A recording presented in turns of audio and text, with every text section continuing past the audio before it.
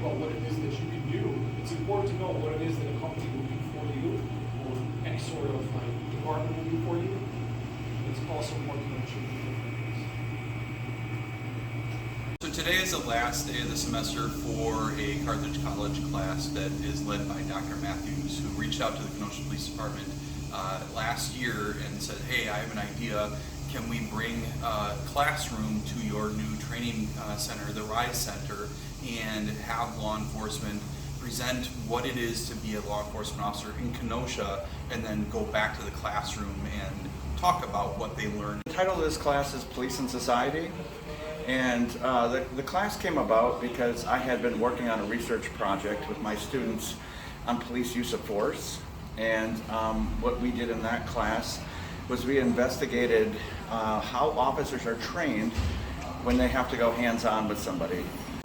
In that research, we found that there were a lot of inconsistencies in how police officers are trained and how much time they spend doing that. Mm-hmm.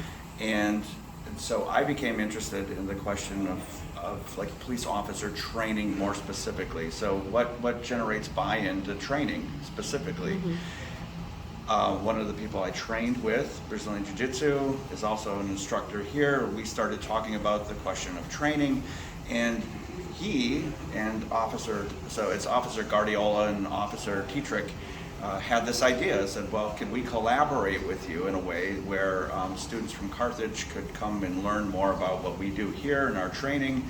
And I said, yeah. We had evidence technicians come in, we had a digital forensic person come in and talk, we had our peer program coordinator talk, we had officers come in, female officers come in and say this is the perspective that we have from a female at the police department. And some of the students had VR on, they were up in our mat room, which is where the virtual reality is, and they were in a bar scene, and there was a subject holding a knife, and the outlying goal of that entire incident was to de-escalate it verbally, to get that subject to drop the knife. Having the relationship where the students can come in and actually engage with our law enforcement officers in a way that's never been done in Kenosha is very, very forward-thinking, and we really appreciate Dr. Matthews reaching out to us.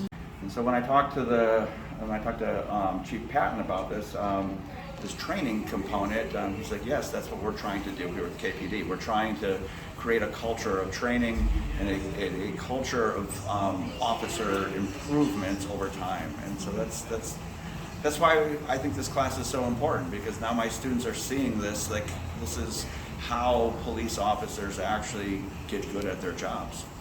We see some of the greatest and craziest things. Our job is never boring. But we also check in every day. We know that at some point in our shift, we're going to help change the trajectory of someone's life. And that is a huge burden, but it's also something that we really take seriously, and we get a lot of reward out of it. Said that they really enjoyed the class and they've learned a lot, and some of the students said it was the best class that they've ever had and want us to do more of them. So my plan is to take their feedback at the end of the semester and talk to the folks at KPD, and then run the class again a year from now.